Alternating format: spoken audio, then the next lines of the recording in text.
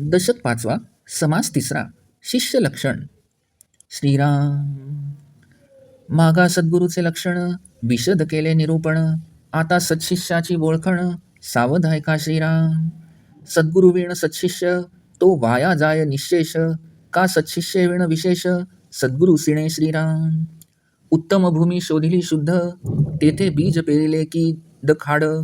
का ते उत्तम बीज परिसंबंध खडकेसी पडिला श्रीराम. तैसा सत्शिष्य ते सत्पात्र परंतु गुरु सांगे मंत्रतंत्र.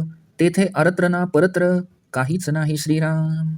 अथवा गुरु पूर्ण कृपा करी परिशिष्य अनाधिकारी. भाग्य पुरुषाचा भिकारी पुत्र जैसा श्रीराम. तैसे एका विण एक होत असे निरार्थक. परलोकीचे सार्थक ते दुरावे श्रीराम. म्हणून सद्गुरु आणि सत्शिष्य तेथे न लगती सायास. त्या उभयतांचा हव्यास पुरे एक सरा श्रीराम. सुभूमी आणि उत्तम कण उगवेना प्रजन्ये विण. तैसे अध्यात्म निरूपण नसता होय श्रीराम. शेत पेरिले आणि उगवले परंतु निगे विण गेले. साधने विण तैसे झाले साधकासी श्रीराम. जवरी पिका आपणास भोगे तवरी अवघेची करणे लागे. पीक आल्या ही उगे राहोची नये श्रीराम. तैसे आत्मज्ञान झाले परी साधन पाहिजे केले. एक वेळ उदंड जेविले तरी सामग्री पाहिजे श्रीराम. म्हणून साधन अभ्यास आणि सद्गुरु सत्शिष्य आणि सच्छास्त्र विचारू. सत्कर्म सद्वासना पारू पाववी भवाचा श्रीराम. सदुपासना सत्कर्म सत्क्रिया आणि स्वधर्म. सत्संग आणि नित्यनेम निरंतर श्रीराम. ऐसे हे अवघेची मिळे तरीच विमळ ज्ञान निवळे. नाही तरी पाषांड संचरे बळे समुदायी श्रीराम. येथे शब्द नाही शिष्यासी हे अवघे सद्गुरुपासी. सद्गुरु पालटी अवगुणासी नाना येतने करोनी श्रीराम. सद्गुरुचेनी असत्शिष्य पालटे परंतु सत्शिष्य असद्गुरु न पालटे. काजे थोरपण तुटे म्हणून या श्रीराम. या कारणे सद्गुरु पाहिजे तरीच सन्मार्ग लाहिजे. नाही तरी होईजे पाषांडावर पडे श्रीराम. येथे सद्गुरूची कारण येर सर्व निक्कारण.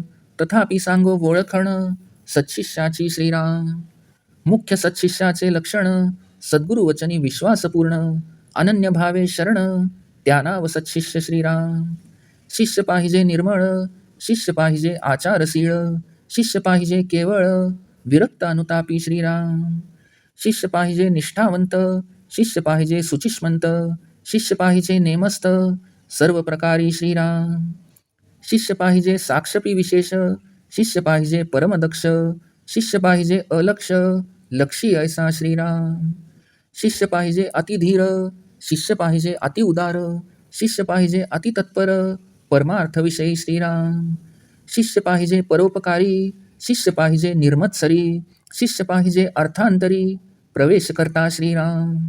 शिष्य पाहिजे परमशुद्ध शिष्य पाहिजे परमसावध. शिष्य पाहिजे अगाध उत्तम गुणाचा श्रीराम. शिष्य पाहिजे प्रज्ञावंत शिष्य पाहिजे प्रेमळ भक्त. शिष्य पाहिजे नीतिवंत मर्यादेचा श्रीराम. शिष्य पाहिजे युक्तिवंत शिष्य पाहिजे बुद्धिवंत. शिष्य पाहिजे संतासंत विचार घेता श्रीराम. शिष्य पाहिजे धारिष्ठाचा शिष्य पाहिजे दृढव्रताचा. शिष्य पाहिजे उत्तम कुळीचा पुण्यशीळ श्रीराम. शिष्य असावा सात्विक शिष्य असावा भजक. शिष्य असावा साधक साधन करता श्रीराम. शिष्य असावा विश्वासी शिष्य असावा कायाक्लेशी. शिष्य असावा परमार्थासी वाढवू जाणे श्रीराम. शिष्य असावा स्वतंत्र शिष्य असावा जगमित्र. शिष्य असावा सत्पात्र सर्व गुणे श्रीराम. शिष्य असावा सद्विद्येचा शिष्य असावा सद्भावाचा. शिष्य असावा अंतरीचा परमशुद्ध श्रीराम. शिष्य नसावा अविवेकी शिष्य नसावा गर्भसुखी. शिष्य असावा संसार दुःखी संतप्त देही श्रीराम. जो संसार दुःखे दुःखावला जो त्रिविध तापे पोळला तोची अधिकारी झाला परमार्थाविषयी श्रीराम. बहुदुःख भोगिले जेणे तयासीच परमार्थ बाणे. संसार दुःखाचे निगुणे वैराग्य उपजे श्रीराम. जया संसाराचा त्रास तयासीच उपजे विश्वास. विश्वास बळे दृढ कास धरिली सद्गुरूची श्रीराम. अविश्वासे कास सोडिली, ऐसी बहुतेक भवी बुडाली, नाना जळचरी तोडिली, मध्येची सुखदुःखे श्रीराम. या कारणे दृढ विश्वास, तोची जाणावा सत्शिष्य, मोक्षाधिकारी विशेष, आग्रगण्यू श्रीराम. जो सद्गुरु वचने निवाला, तो सायोज्यतेचा आखिला, संसार पांगे पांगिला, न वचे कदा श्रीराम. सद्गुरुहून देव मोठा, जयास वाटे तो करंटा, सुटला वैभवाचा फाटा, सामर्थ्य पिसे श्रीराम. सद्गुरु स्वरूप ते संत, आणि देवास मांडेल कल्पांत, तेथे कैचे उरेल सामर्थ्य, हरिहरांचे श्रीराम. म्हणून सद्गुरु सामर्थ्य अधिक, जेथे अटती ब्रह्माधिक, अल्पबुद्धी मानवी रंक, तयासी हे कळेना श्रीराम. गुरुदेवास बराबरी, करी तो शिष्य दुराचारी, भ्रांती वैसली अभ्यांतरी, सिद्धांत नेणवे श्रीराम.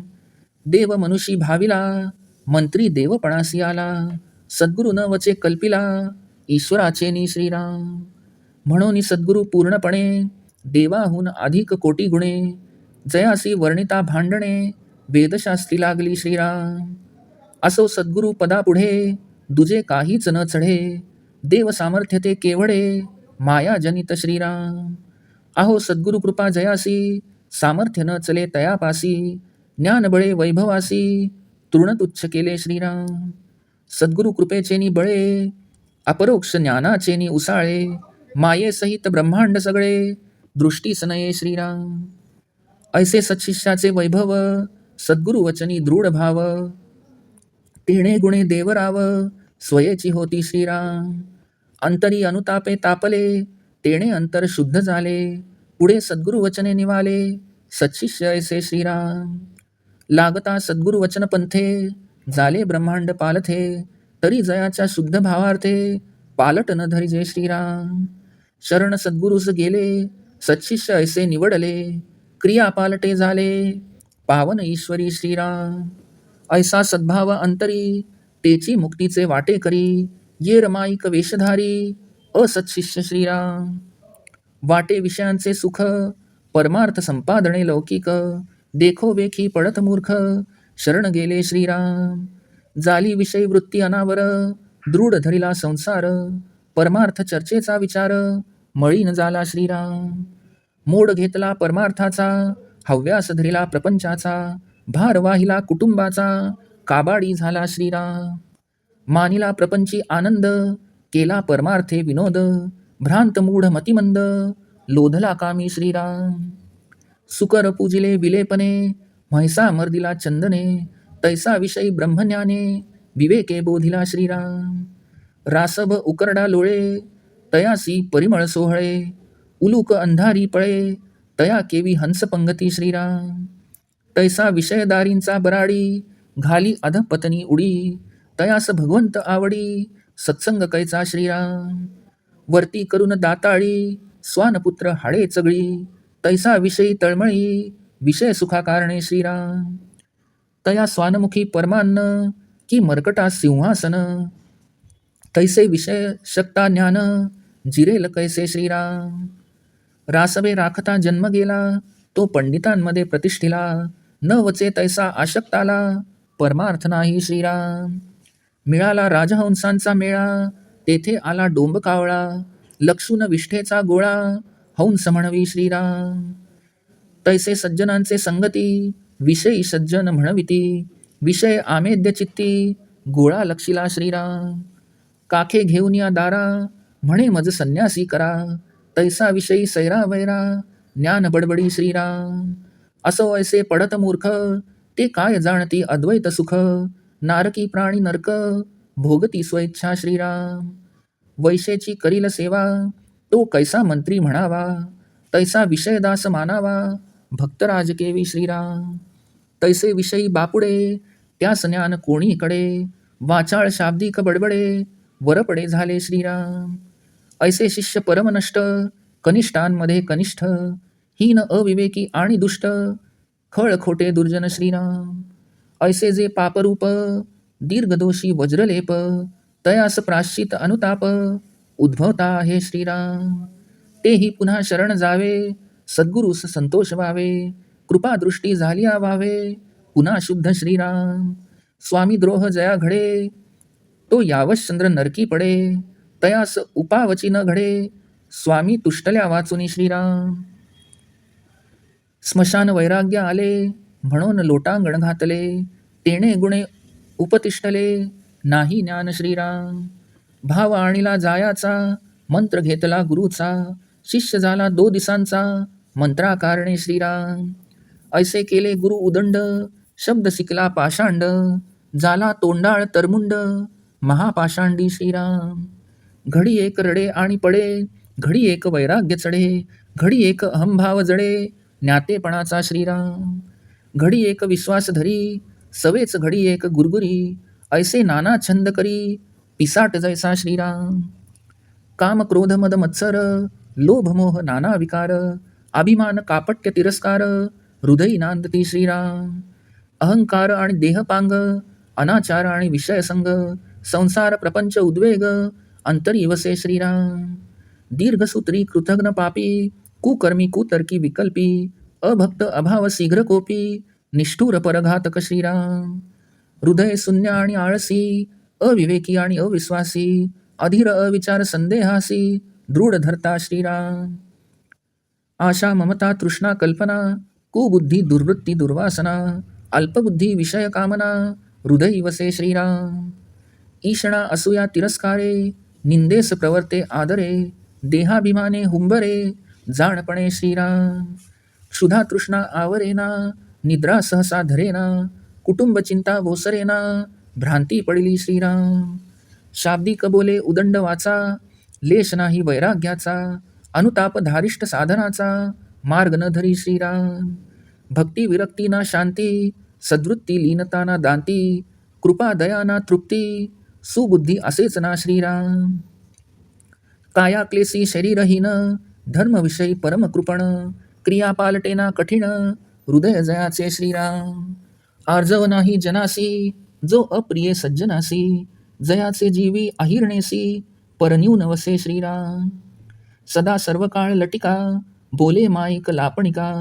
क्रिया विचार पाहता येका, वचनी सत्य नाही श्रीराम. परपिडेविषयी तत्पर, जैसे विंचू आणि विखार. तैसा कुशब्दे जिव्हार, भेदी सकळांचे श्रीराम. आपले झाकी अवगुण, पुढीलास बोले कठीण.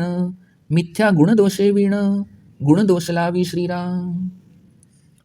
स्वये पापात्मा अंतरी, पुढीलांची कणव न करी. जैसा हिंसक दुराचारी, परदुःखे शिणेना श्रीराम. दुःख पराव्याचे नेणती, दुर्जन गांजिलेची गांजिती. श्रम पावता आनंदती, आपुले मनी श्रीराम. स्वदुःखे झुरे अंतरी, आणि परदुःखे हास्य करी. तयास प्राप्त येमपुरी, राजदूत ताडिती श्रीराम. असो ऐसे मदांध बापडे, तयासी भगवंत कैचा जोडे. जयास सुबुद्धी नावडे, पूर्व पातके करोनी श्रीराम. तयास देहाचा अंती, गात्रे क्षीणता पावती. जीव लगे ओसंडिती, जाणवेल तेव्हा श्रीराम. असो ऐसे गुणा वेगळे, ते सत्शिष्य आगळे. दृढ भावार्थे सोहळे, भोगिती स्वानंदाचे श्रीराम. जये स्थळी विकल्प जागे, कुळाभिमान पाठी लागे. ते प्राणी प्रपंच संगे, हिंपुटी होती श्रीराम. जेणे करिता दुःख झाले, तेची मनी दृढ धरिले. तेणे गुणे प्राप्त झाले, पुन्हा दुःख श्रीराम. संसार संगे सुख झाले, ऐसे देखिले ना ऐकिले. ऐसे जाणून अनहित केले, ते दुःखी होती स्वये श्रीराम. संसारी सुख मानिती, ते प्राणी मूढमती. जाणून डोळे झाकिती, पडत मूर्ख श्रीराम. प्रपंच सुखे करावा, परी काही परमार्थ वाढवावा. परमार्थ अवघाची बुडवावा, हे विभीत नये श्रीराम. मागा झाले निरूपण, गुरु शिष्यांची ओळखण. आता उपदेशाचे लक्षण, सांगिजेल श्रीराम. इति श्री दासबोधे गुरुशिष्य संवादे शिष्य लक्षण नाम समास 3 समाप्त.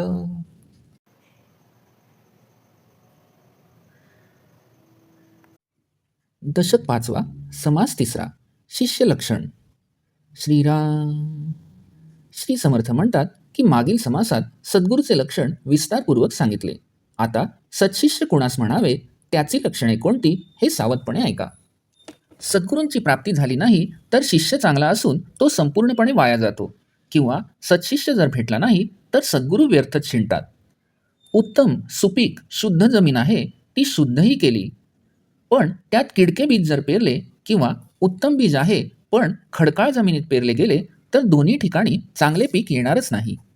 त्याप्रमाणे सत्शिष्य हा ज्ञानोपदेशास सत्पात्र आहे, पण गुरु त्याला ज्ञानोपदेश न करता मंत्र तंत्र सांगू लागले तर त्या शिष्याचे इहलोकीही सार्थक होत नाही व परलोकीही सार्थक होत नाही. अथवा गुरु अत्यंत अधिकार संपन्न आहे, तो पूर्ण कृपाही करतो, पण शिष्य जर अनाधिकारी असेल तर एखाद्या भाग्यवान पुरुषाचा मुलगा भिकारी निपजावा तशी स्थिती होते. तसे एकाशिवाय दुसरे निरर्थक ठरते व परलोकीचे सार्थक दूरच राहते. म्हणून सद्गुरू आणि सत्शिष्य यांची एकाच वेळी गाठ पडली की काहीही सायास करावे न लागता दोघांची इच्छा एकदमच पुरी होते. पण ह्याप्रमाणे जरी भूमी उत्तम आहे, बीजही उत्तम आहे, पण पर्जन्याशिवाय उत्तम पीक उगवून हाती येत नाही.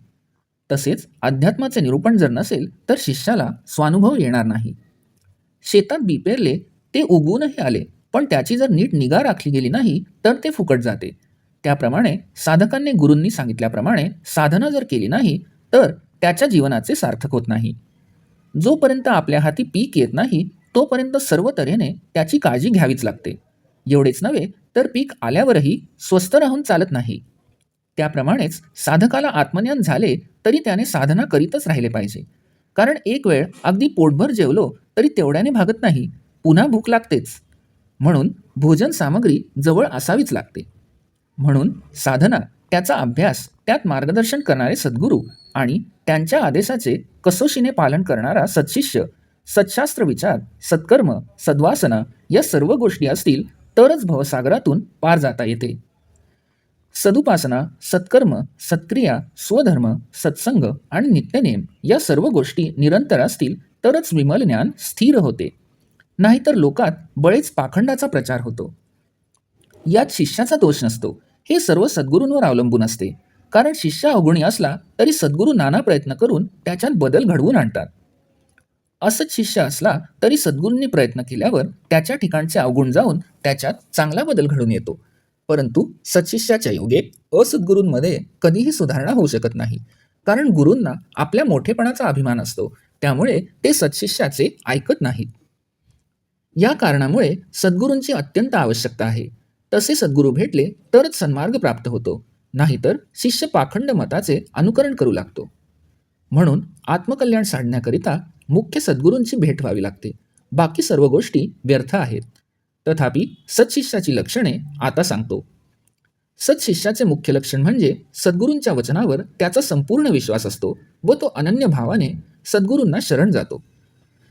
शिष्य निर्मळ असावा, आचारशील असावा, विरक्त असावा आणि आपल्या दोषांची ज्याला जाणीव आहे व त्याबद्दल ज्याला पश्चाताप वाटतो असा असावा.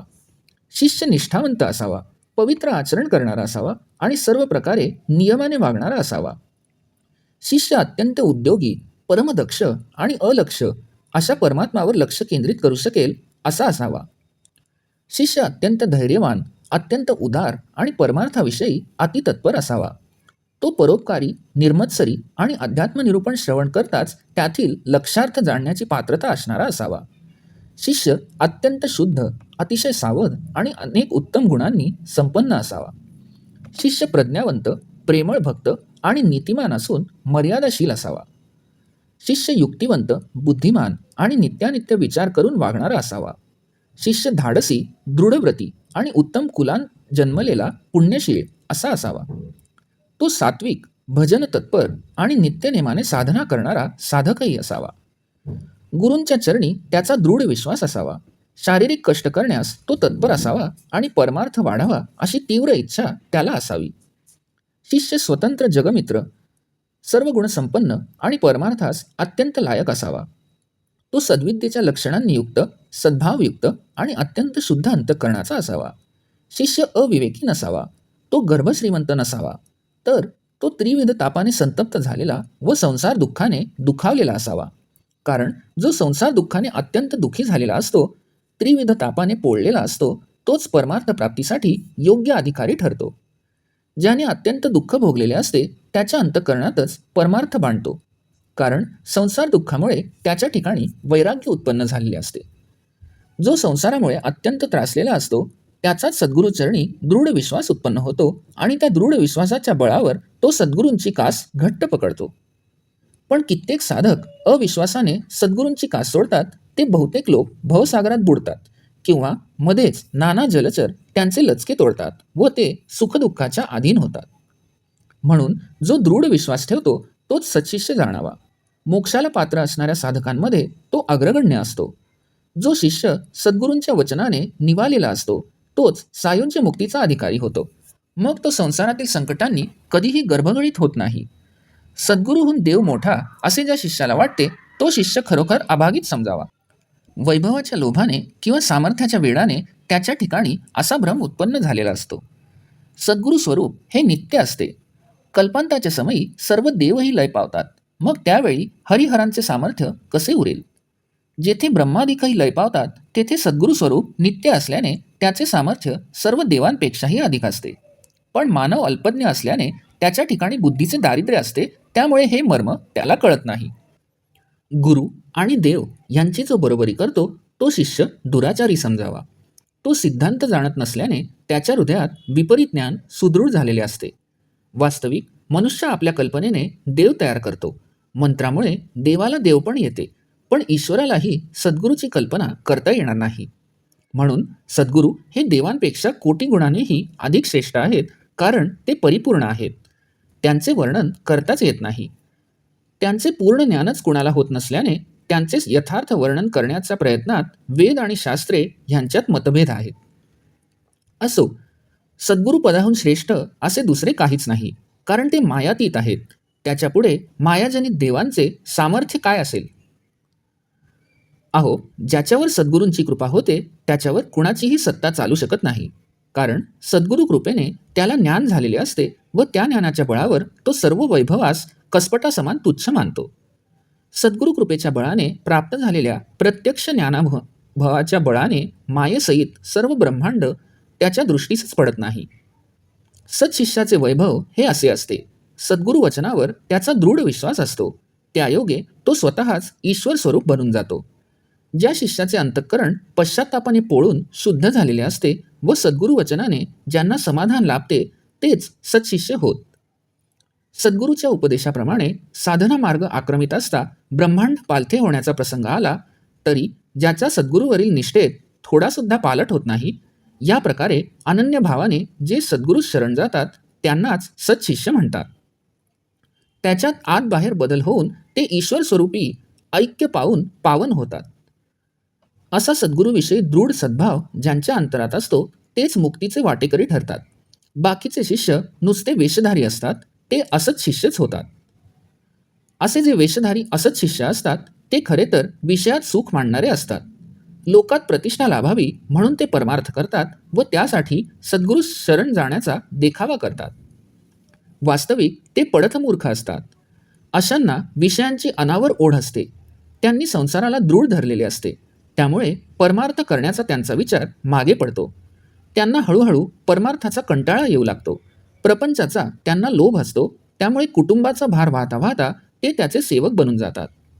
प्रपंच करण्यातच त्यांना आनंद वाटत असतो. परमार्थ ते करमणुकीकरिता करतात. ते भ्रमात राहतात आणि मूढ व मतिमंद असून कामाने लुब्ध होतात.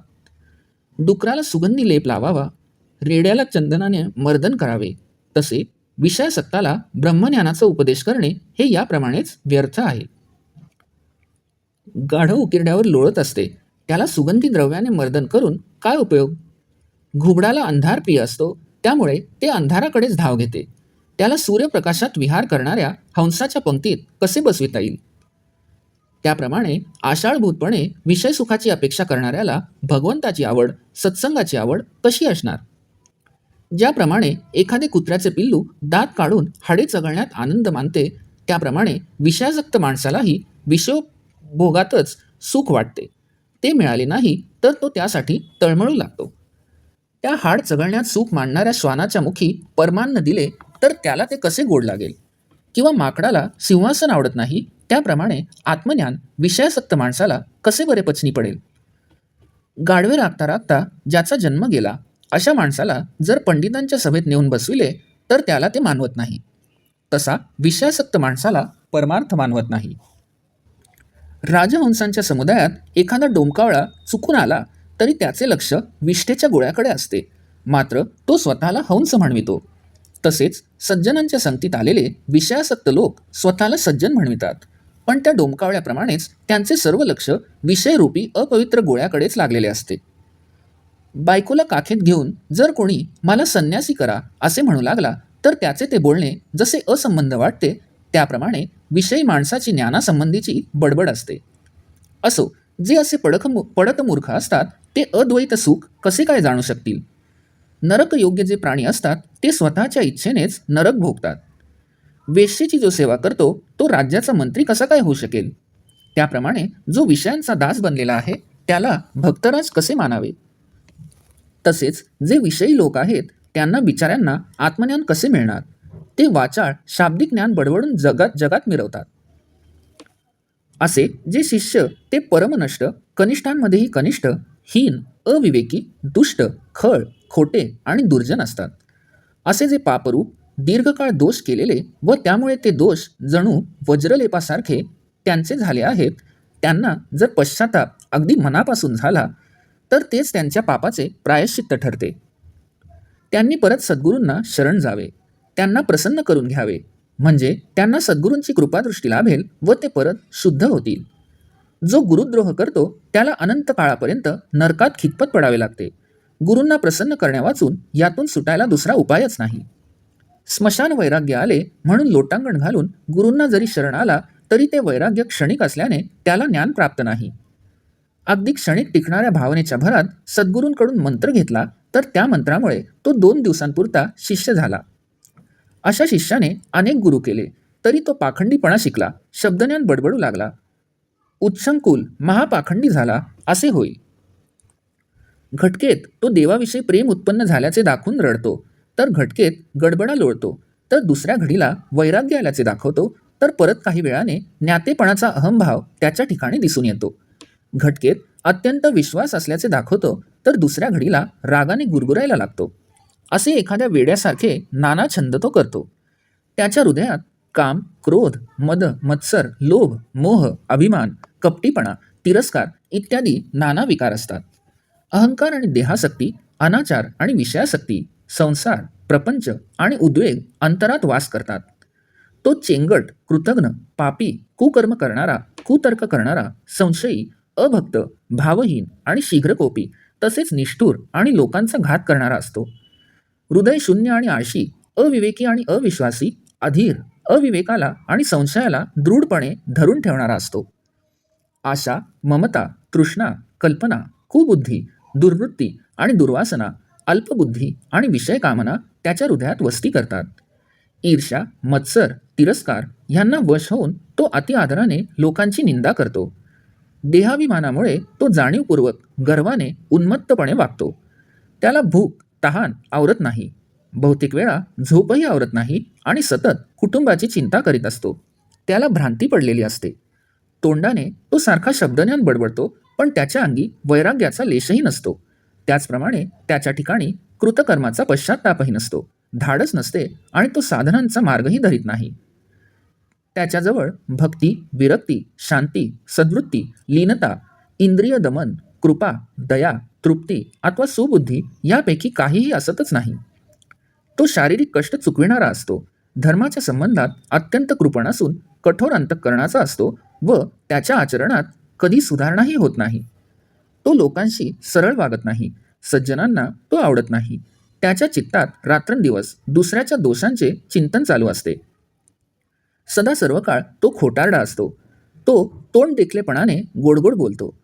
त्याच्या आचार विचारात मेळ नसतो आणि त्याचे कुठलेच बोलणे खरे नसते. विंचू आणि सर्पांच्या प्रमाणे तो परपिढीविषयी अत्यंत तत्पर असतो आणि लागट शब्द बोलून तो सर्वांचे अंतःकरण दुखावतो.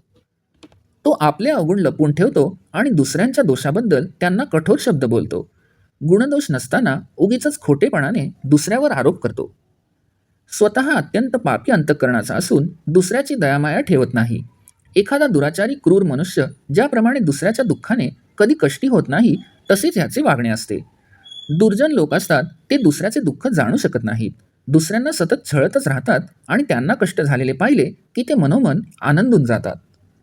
आपल्या दुःखाने जो अंतरात झुरतो आणि लोकांना दुःख झालेले पाहून ज्याला आनंदाच्या उकळ्या फुटतात त्याला यमलोक प्राप्त होतो व तेथे यमराजाचे दूत त्याला मारतात. असो, असे जे बिचारे मदांध लोक असतात, ज्यांना त्यांच्या पूर्वपातकांमुळे सुबुद्धी आवडत नाही, त्यांना भगवंताची प्राप्ती कशी होणार? त्यांना देहाचा अंतकाळ जवळ येऊन ज्यावेळी सर्व गात्रे क्षीण होतील आणि जिवलग म्हणविणारी माणसेही जेव्हा सोडून जातील, त्यावेळी कृतकर्मांची जाणीव होईल. असो, येथे वर्णन केलेले अवगुण ज्यांच्या ठिकाणी नसतात असे शिष्य आगळेच असतात. त्यांची श्रद्धा, त्यांचा भाव दृढ असतो. त्यामुळे त्यांना स्वस्वरूपानुभव येऊन ते स्वानंदाचा उपभोग घेतात. ज्यांच्या ठिकाणी संशय असतो आणि जे अत्यंत कुळाभिमानी असतात ते प्रपंचात आसक्त होऊन दुःखी कष्टी होतात. ज्या योगे दुःख झालेले असते ते अज्ञान ते मनात दृढ धरून ठेवतात. त्यामुळे त्यांना वारंवार दुःख भोगावे लागते. संसारात ममत्व ठेवल्याने कुणाला सुख झाले आहे असे कधीही दिसून येत नाही किंवा ऐकूही येत नाही. हे जाणूनही जे आपले स्वतःचे अहित करतात ते आपल्या स्वतःच्या करणीनेच स्वतः दुःख भोगतात. अत्यंत मूढ बुद्धीचे जे असतात तेच लोक संसारात सुख मानतात आणि जे पडतमूर्ख असतात त्यांना हे सर्व कळत असूनही ते तिकडे डोळे झाक करतात. श्री समर्थ शेवटी सांगतात की प्रपंच करायला काहीच हरकत नाही, पण त्याचबरोबर आपला परमार्थही थोडा थोडा वाढवावा. परमार्थ सर्वस्वी बुडवावा हे मनुष्यास केव्हाही योग्य नाही. मागील 2 समासात गुरुची व शिष्याची लक्षणे वर्णन करून सांगितली. आता पुढील समासात उपदेशाचे लक्षण सांगितले जाईल. इति श्री दासबोधे गुरुशिष्य संवादे शिष्य लक्षण नाम समास 3 समाप्त.